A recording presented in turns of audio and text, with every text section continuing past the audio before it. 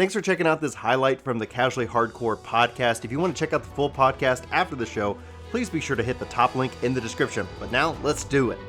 So that kind of, like, in a way that we're kind of touching on this, so going from, like, just our 5.5 impressions, I think we're all really in agreement. I think that mostly what I see from the community is, like, they're really excited for part 2. And honestly, I think this is a great start because it's also sandwiched with the FanFest, and it's not that long. Typically, we waited longer for the 0.5, and so we're literally looking at 6 weeks until we get the second half of the story.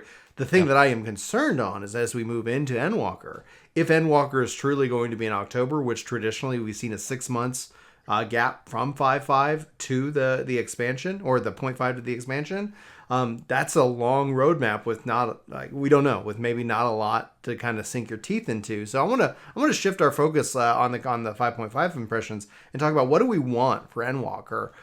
You talk about you wanting more from dungeons. If I gave you unlimited budget and control, and you could go and make any change to the game itself, Magic Mike, what would you do? I called you Magic Mike, Magic Man. This isn't going to be popular. This isn't going to be popular. Okay. I don't think it needs to be. In fact, I wouldn't want it to be like Mythic Pluses and how they're handled in World of Warcraft. But I do think optional difficulties plays a huge role in my enjoyment of dungeons. I don't need you to make it progressively harder, +1, +2, +10, +11, +15, +20, and put timers on it and all. It becomes a damn esport and stuff like that. I don't think so. But if you look back, you guys remember Last Vigil? Is it Last Vigil? Am I remembering the name right? Yeah. And the hard version, like those were difficult. The normal was difficult when you were at like level 40, 35, 38, 40, right in there, and you go in there. That dungeon was difficult at that time. It's also there moving. was a good. It was a trial, but yeah. Oh my gosh. No. Then we're talking. No. Stone Vigil. Thank Stone you. Vigil. So like okay. you're walking in the hallway to pull something, and some sprites drop on you, and you're like, Yeah. "Why did we?" 100%. Dragons were tough. Like I Back don't when understand. dragons were tough. I just don't understand. Like I understand making it more accessible to every player. That's fine. Then make a story mode and make a challenge mode. Do it that way if you have to. And I know they did that and then got away from it with the whole hard mode and expert modes and stuff like that. I really feel like the dungeons are something that they expect us to do and expect and treat in their minds as a content piece that is repeatable and will hold people over from one patch to the next. But for a large portion of the audience, it isn't that at all. It's a one and done in a lot of cases. So just optional things to do. It doesn't have to be an extra boss. If you don't have to give me that in every single dungeon. 1 out of every 10, that's cool. How about some side paths where I have a chance to get lost? And again, people get lost in Hawk Manor. Yeah, they do the first time. But they had to explore. They figured it out, and now they're good.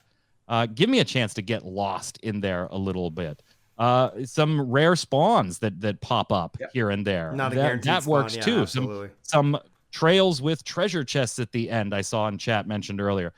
Something that requires this to be more of a, all right, Chris comes in and asks the healer, you okay with me doing mass pools? Yep. All right, boys, let's go. And we go.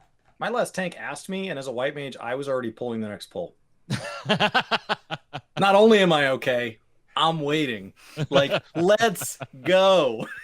I'm in front of you casting holy. Like, let's go. It doesn't need to be more dungeons. It doesn't need to be incredibly complex mechanics. I would be happy with a second tier difficulty with some cosmetic glamour rewards as the reason for going to do it. Optional bosses. Give me the opportunity to be lost. We're not talking about high investment money-wise. Yes, time-wise, we are talking about more time investment on the creation aspect. But yeah, it's the biggest it's something I love, but I think it's the biggest opportunity they have. I'm very happy with Trials lately. I'm very happy with extreme versions of the Trials lately. I'm very happy with the raids lately. Granted, we're using that term in a term that it's really just a boss fight, but whatever. Yeah, it's a trial. I'm very happy with that stuff lately. Dungeons, I'm okay with. I just think there's room for improvement there. as a culmination of the Eden series, as a culmination of the Puppets Bunker series, as a culmination of the Weapon series, I believe the last one of each of those was a perfect endpoint. Not necessarily my favorite, but it was a perfect, this is how we got here. The reusing of mechanics, the reusing of, there were aspects of Eden's Promise. I think the intermissions will age incredibly poorly, but when we get queued up for it a million years from now and we're blasting through phases and we're like, oh, I got to go stand on platforms now. But as a piece of content, it was a perfect bookend to that. This expansion has done a great job wrapping up on the same strength of notes that it ended with. Not necessarily innovative, but perfect, beautiful. For any of you that finished Sorrows of Were Lit, it literally ends on a screen that says it's finished. And there was just a beauty to that moment and earning that moment. And I encourage you guys all to do that story. It is quite a journey.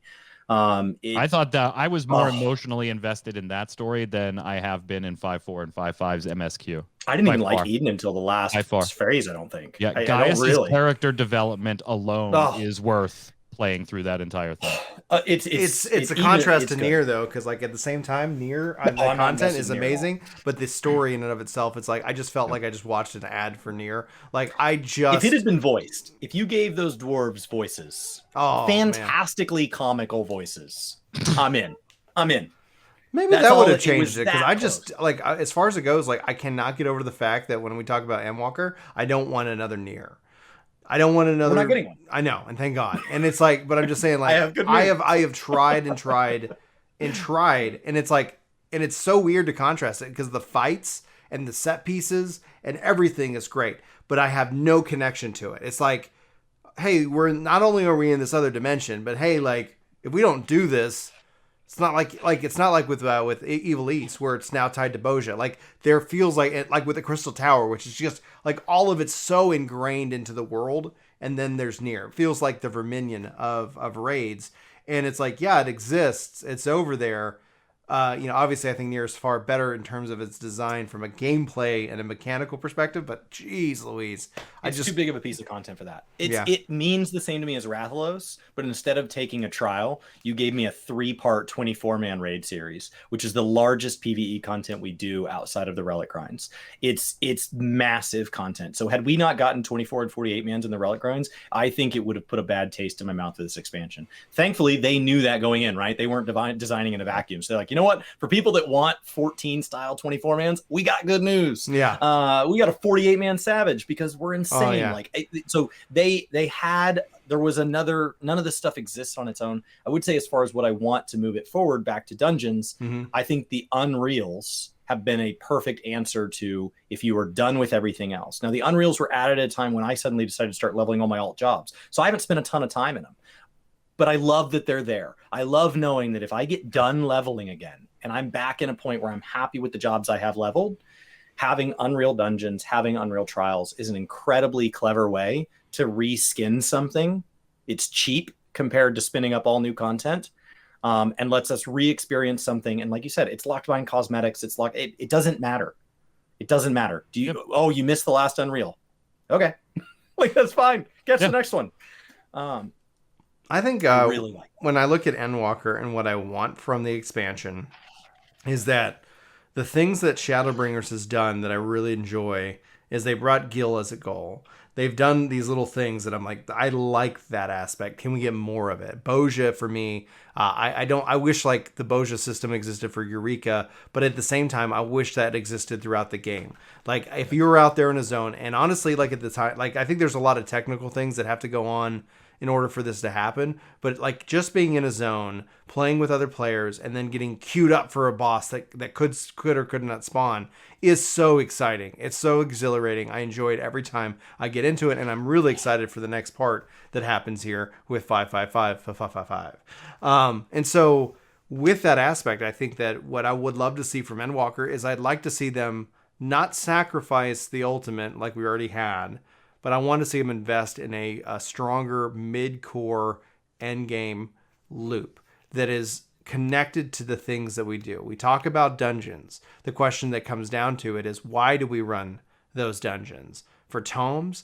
Why? Like the gear's gonna expire. Like wait till the 0.4 or the 0.5. That's the time when you go and you can grind that out, and then you're set for months. Like if I was already in 530 gear, I'm set all the way up to probably 2021. Like all the way up until I hit level 90. In theory, like with a slight little adjustment here and there. And so like it really becomes like, why do it? And I think if they brought in, things that we've seen in other games, just like I loved how in Destiny, like when you were done leveling, every level they're gifting you just like, hey, thanks for getting a level's worth of experience. Here's something for that. It doesn't have to be meaningful, but then get some glamour tied behind it. Get some like we have this achievement system currency, and it's like, okay, like I had already had everything before they switched on that currency, so I'm just sitting on that currency going like, well, I just add something new to this, please. Like I want more reasons to log in, especially post level cap, and nothing brings us more to the front than when I just finished leveling up a couple characters in Outriders. Being at level cap, and it's like going and playing with friends. That's great, and that works for a short period of time. But if you're gonna just say like, hey, you can constantly, we're gonna give you a treasure coffer. We're gonna give you 100 lock boxes every time you level up post level. That's more than enough. Like I'd go run my leveling roulette for that alone. But I don't. Beast tribe currencies, fates, like it gives everything value, and you got to find that thread. And I think XP is the perfect currency. For all of that, you want to go around the dungeon. Why? Like, well, I'm just going for another glamour level or whatever they'd end up calling it. And that's something I think from a mid-core aspect, can't be tied to power. Otherwise, if you tie it to power, the rating scene's going to require it. Like you got to go hit power level 1000. No, don't tie it to power. Yeah. Well, I think Yoshi P's development philosophy would cater more towards it being a glamour piece or a casual thing to begin with, because he is very, hey, you know what? There are times like right now, right, where if you're not catching up, you're ahead of the game. Mm-hmm. Maybe you don't want to sub for a month. It's okay. Go play another game, and then we hope you'll come back for 5.5, or we hope you'll come back with the launch of 6.0. That is publicly his methodology. Yeah. I don't want you to feel that you have to play this game. So I think if they did what you were saying, I'd love it. The people like us that never really stop subbing ever would have something to do in those interim pieces, while people that do say, all right, it's going to be 3 months, 4 months before the next expansion, I'm going to save myself $35, $45 and unsub because I'm not playing it right now. And they wouldn't feel like they lost anything. As long as you don't have a house. Right. That's how they get you. That's how it's like, sure, go play another game. That's so absurd. Because you got a house. We can't let you go. You don't want to lose that because you're never going to get it again. I'm 30 some odd hours into that grind for the first time trying it. No dice. It's not a money issue. New players like, I can't wait till I have the money for a house. Great. You can come click on a sign with me. That has nothing to do with it. Nothing to do with the money. So anyway, I think that essentially brings us to the end of the show. That's just such a great conversation. We got to get you back on here, Magic Man. Anytime, my friend. Yeah. Thank you for the invite. Oh man, it's just I'm really glad we actually got to do this. Thanks so much for having me on your show. Yeah, we'll get Chris on with you at some point, and get that way you can get a classic Chris rant. He's becoming known for them to where like his channel's gaming kind of, but I think people kind of lovingly call it ranting kind of. We'll see, but. I have a keybind change now for sending me to the rant cam on my keyboard. Rant cam. Magic Man, where can people find you? What do you got coming up? And floor's yours. So you can obviously check me out on mmobomb.com. Been there for years, and we cover free-to-play gaming, MMOs, all of it. So we do a weekly podcast and streams. So that hasn't changed. What is new in the last, I think it was late last year, we actually launched Ready Check Radio, RAID. Like a raid, EO. The link is generously put down below, so thank you so much for that on YouTube here. Click that. It's going to go to our website, and all the socials are in the upper right-hand corner. Twitch, Twitter, Facebook, Spotify, if you want to listen. We run 3 different podcasts. Tuesdays is the Snowbound, the Blizzard podcast. Thursdays is the Relic Grind, our Final Fantasy XIV Square Enix podcast. And Saturdays is Gaming Gumbo, a general gaming show. And then there's a whole team of streamers that stream throughout the week. The schedule's also on the site. If you're brand new, please follow. We got a little thing when we hit 500 Twitch followers. We'll be doing a one-chip challenge and trying to not cry while we're playing Rocket League. So there's all kinds of stuff planned. We're at like 360 on Twitch right now and 100 or so on YouTube. So share, and stop on by. We'd love to see you. If you liked Game Breaker in the past, this is very much a spiritual successor to that style of content. So love to see you there. I hope that you really enjoyed that highlight, and I hope that you check out the full podcast. Again, link is in the description. Thanks for being here, and I hope you have a fantastic day, you wonderful, beautiful individual.